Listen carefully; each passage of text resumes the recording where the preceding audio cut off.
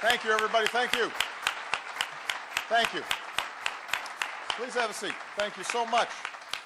Well, welcome to the White House, and I am pleased to be joined by many of the people on the front lines when it comes to creating jobs and new opportunities, America's small business owners. And I want to thank all of them for the hard work and the sacrifice of these entrepreneurs, as well as the workers and the families across the country that have helped us pull ourselves out of one of the worst recessions in our history. Now, what we're seeing is businesses having created more than 8 million new jobs since we hit bottom. Manufacturing is growing, led by a booming auto industry. Our investments have helped bring about new technologies, more affordable energy, and are slowing healthcare costs, all of which are making America even more attractive for investors. And we're starting to see a lot of the jobs that had left our shores in manufacturing, for example, starting to come back because we put ourselves in a much more competitive position. And so all the pieces are there to bring back even more new jobs to America this year. But it's not going to happen by itself. This has to be a year of action. We've got to keep our economy growing. We've got to make sure that our working families are sharing in growth and increasing success. We've got to make sure that we're creating more good jobs that pay good wages and provide families with some measure of security. We've got to make sure that the recovery doesn't leave anybody behind. And that's where our small businesses can help lead the way. And because small businesses are the lifeblood of our economy. They create most of the country's new jobs. They're cornerstones of our communities. And they're part of the pact that America makes. The idea that if you work hard, if you take responsibility, then you can build something new. You can make something of yourself. You can leave something behind for your children. And that's the dream that brought generations of hardworking immigrants to our shores. And that's the idea that drives small business owners to create new products and expand their businesses every single day. And that's one of the reasons why I made small business a priority from day one when I took this office. It's why we cut taxes for small business owners not once but twice. Not once or twice, but 18 times in my first term. Small business owners had a real tough time in the financial crisis. When lending froze, they were the ones who were getting hit the hardest.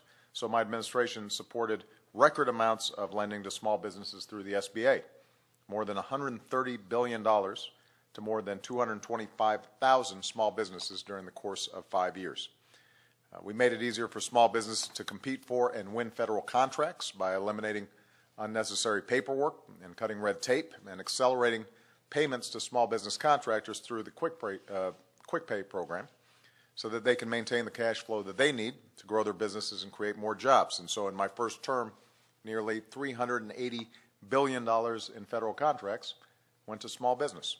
That's almost $50 billion more than in the 4 years before I took office. So I deeply believe in small businesses that can help to drive and continue the growth that we've already seen. And I elevated the role of the small business administrator to cabinet level to give small businesses a seat at the table when we are talking about our economic agenda. I've searched for an exceptional person to serve as the next leader of the SBA. I wanted somebody with a proven track record of helping small businesses succeed, somebody who had firsthand experience both in the private sector and the public sector, who can work with us and work with me to increase growth and expand opportunity. I wanted somebody who understands entrepreneurs. And it would be even better if that somebody had actually started a business of her own. And that's why I'm so proud to nominate Maria Contreras Sweet to be the next administrator of the Small Business Administration. Maria knows how hard it is to get started on a business. The grueling hours, the stress, the occasional self-doubt, although I have not yet seen self-doubt out of Maria. She knows it herself. She's the founder of Pro-America Bank, the first Latino-owned business bank in California in over 30 years. Its focus is small and medium-sized businesses in Latino neighborhoods. So not only did she start small businesses, but those have also been her customers.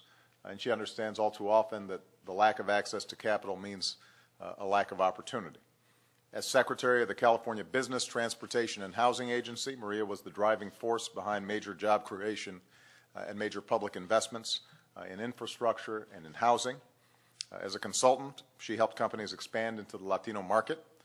She's a champion of women-owned and family-owned businesses. When she started her bank, she said she wanted the bank to be a place where families would come for help because when family businesses thrive, and I'm quoting, the community thrives and the economy thrives. And as someone who moved to California from Mexico as a young girl and whose mother worked long hours to support Maria and her 5 siblings, she knows firsthand the challenges that working families and recent immigrants are facing. So she understands the needs of small business owners like herself. She knows how they can lift entire communities and ultimately how they lift our country. So as we work to keep our economy growing, Maria will be charged with looking for more ways to support small businesses, to help them get that good idea off the ground, to expand, to hire, to sell their products and ideas not only in our domestic markets but also overseas. And I'm absolutely confident that she is going to do an outstanding job as our small business administrator. So I want to thank her for accepting this position and the challenge, and I know that she's going to be up to the task. Thank you.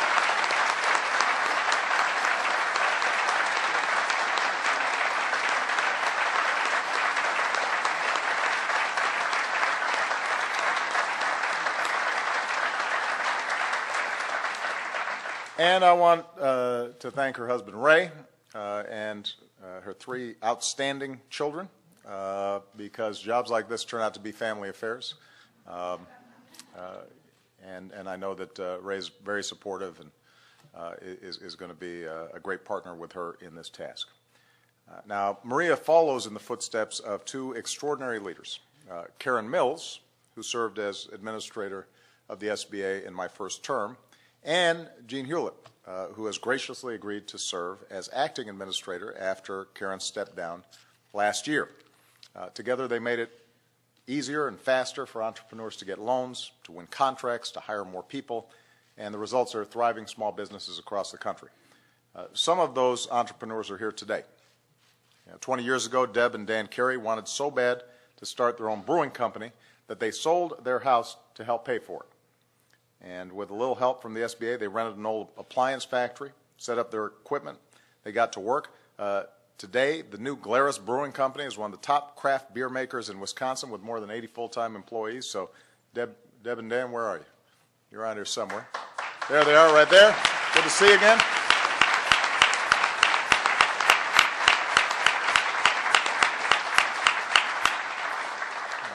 There's another success story here, the team behind Taylor Gourmet, a hoagie shop with locations all over D.C., including one just half a block from the White House. If you're wondering why I know about this, the staff are steady customers at Taylor Gourmet, and I have tasted those tasty sandwiches. When Casey Patton and Dave Mazza moved to D.C., they looked everywhere for hoagies, like the ones they'd grown up with in Philly. And when they couldn't find any, they thought, we should make them ourselves. And with the help of the SBA, they opened 8 shops in D.C., Maryland, and Virginia. And so not only are they providing great sandwiches, but they're also creating jobs here in the area. That's the power of small business. That's the charge of the SBA. That's the extraordinary work that Jean has done, and before her, Karen, to help advance the agenda of people who just have a dream and are willing to put in all the blood, sweat, and tears that they need to do in order to achieve that dream. And so when we think about our small businesses, just remember that's what keeps our communities and our country strong, and we should be doing everything in our power to help them succeed. If here in America you're willing to work hard and dream big, you should have your shot at success. Jean's understood that, and in fact she's going to be going back into the private sector and helping small businesses back in Maine. I told her she might have wanted to stay here until the winter's over, but she's eager to get back, and she's already stayed longer than she originally intended. And I know this is something that Maria understands. Maria, on the way in, told me a wonderful story about how her grandmother back in Mexico, who was a migrant worker, said to her that, if she worked hard, studied, stayed in school, that someday she'd be able to work in an office as a secretary and really make her proud. And she ended up being the Secretary of Health and Human or Business Development and Transportation in California, and now she's going to be helping the folks who are following behind her achieve their dreams. That's what America's all about. So Maria is fulfilling the vision of her grandma in ways that maybe are not entirely expected. And I'm confident that she's going to put her heart and soul into making sure that all the other people who are out there striving and trying to achieve their dreams can succeed as well. That's what this administration is about, and I'm looking forward to working with her. So thank you very much. Give them a big round of applause.